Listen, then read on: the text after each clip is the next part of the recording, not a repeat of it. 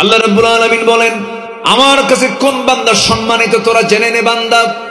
আল্লাহ রাব্বুল আলামিন বলছেন, ইন্না খালাকনাকুম মিন যাকারিন ওয়া উনসা وجعلناكم شعوبا وقبائل لتعارفوا إن أكرمكم عند الله أتقاكم জোরে বলুন আল্লাহু আকবার।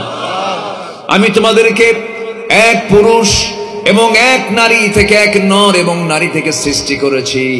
সেখান থেকে বিভিন্ন ভাষা দিয়েছি, গোত্র গোত্র ভাগ করে দিয়েছি, যেন তোমরা একে অপরকে চিনতে পারো। অথবা তোমাদের মধ্যে সৈয়দ, মির্জা, মোগল, পাঠান, সরকার, সম্রাট, এই সমস্ত শেখ, এই সমস্ত বংশগত পরিচয় আমার কাছে দামি নয়। আমার কাছে সেই লোকটাই সবচাইতে সম্মানিত, যে বান্দাটা আমি আল্লাহ আমাকে সবচাইতে বেশি ভয় করে। জোরে বলি সুবহানাল্লাহ।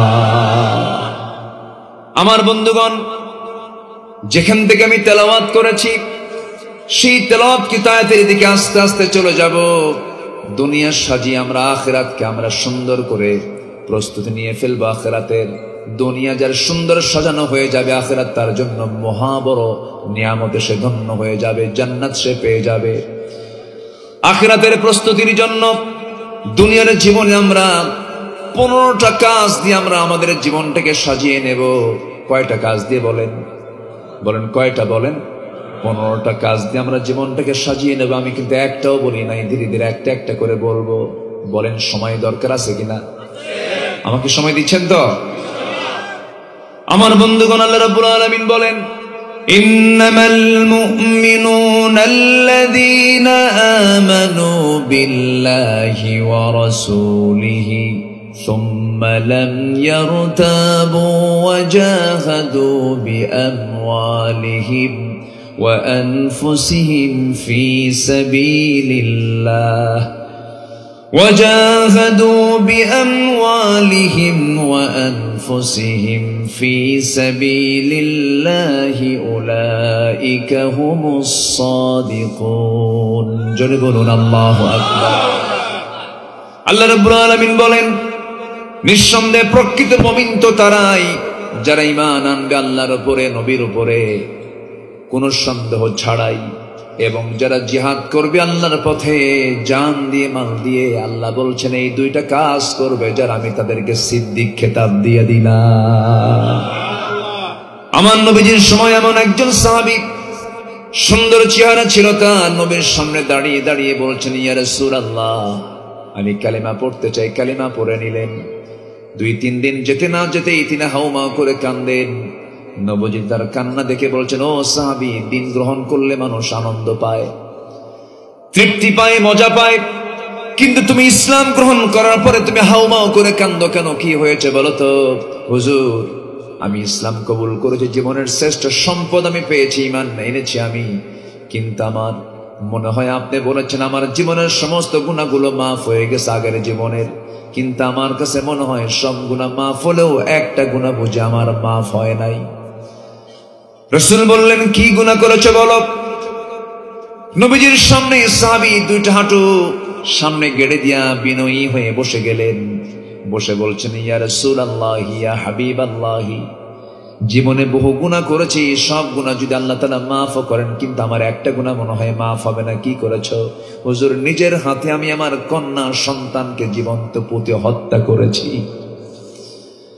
আমার নবীজি শুনেই থমকে গেলেন, শুধু বললেন, শোনো সাহাবী, জীবনে শুনেছি বহু, চোখের সামনে দেখি নাই, তোমার কাছ থেকে আজকে একটু গল্প শুনবো, একটু শোনাও তো দেখি। আমার নবীজি শুধু বলতেন না, মাঝে মাঝে কথা শুনতেন। দীর্ঘ সময় ধরে অনেকের কথা তিনি মনোযোগ দিয়ে শুনতেন। আমার নবী যেমন করে একদিন আলোচনা করছেন, হঠাৎ করে এক সাহাবী দাঁড়ায় বলে, হুজুর আমার কিছু ওয়াজ আছে। রাসূল বলেন, তোমার কি ওয়াজ আছে বলো? হুজুর, আমার কি সেই ওয়াজ নাকি আমার জাহেলি যুগের একটা ওয়াজ আমি আপনাকে শোনাবো।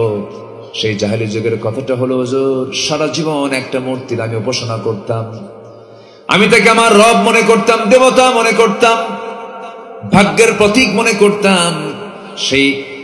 সেই রবটাকে, সেই দেবতাকে আমি আমার বুকে রাখতাম, পিঠে রাখতাম, আমার হাতের সঙ্গে রাখতাম, কোথাও গেলে সাথে নিয়ে চলে যেতাম, ভাগ্যের প্রতীক মনে করতাম। হঠাৎ একদিন লম্বা সফরে বের হয়েছি, হঠাৎ শৌচকার্যের প্রয়োজন হলো, হাজতের প্রয়োজন হলো। করলাম কি, সেই মূর্তিটাকে, সেই ভাগ্যের প্রতীকটাকে আমি আস্তে করে করলাম কি, উঁচু একটা জায়গায় রেখে দিলাম। যত্নে রেখে আমি আড়ালে চলে গেলাম, পেশাব পায়খানা করে আসলাম।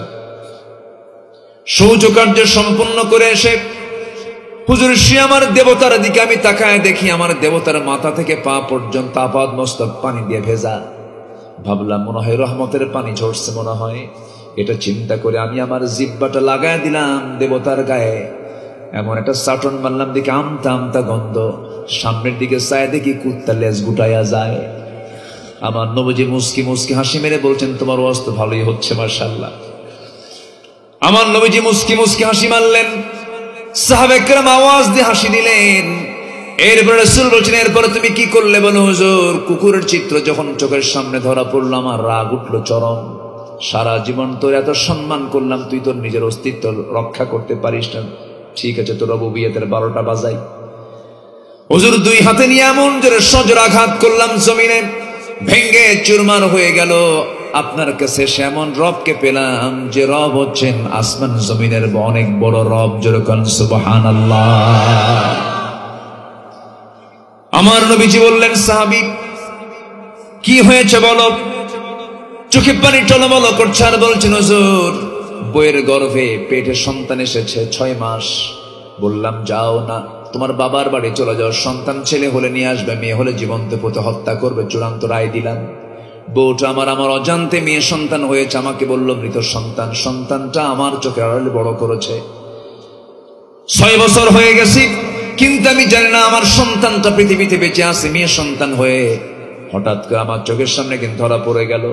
আমার মতো চোখ, আমার মতো হাত, আমার মতো পা, চট করে ধরলাম আমি তার হাত, চেপে ধরে নিয়ে বউয়ের সামনে হাজির করে বললাম, বউ আমার সত্যি করে বলো তো, এর চোখটা আমার মতো দেখা যায়, এর চেহারাটা আমার মতো দেখা যায়, এর হাঁটন চরণ ফেরন সবকিছু আমার মতো। আমার মন বলছে সন্তানটা আমাদের কেউ হবে। বউটা থরথর করে কেঁপে কেঁপে বলছে, স্বামী আমার কতক্ষণ তথ্য গোপন করবো, এই সন্তানটা আমাদেরই। এই কথা শোনা মাত্র আমি খেপে গেলাম, প্রকাশ করতে দিলাম না। আমি ভিতরে ভিতরে চরম খেপে গেছি, রাগ উঠেছে আমার, শয়তান বন করেছে, সন্তানটাকে মেরে ফেলবো কেমনে আমি।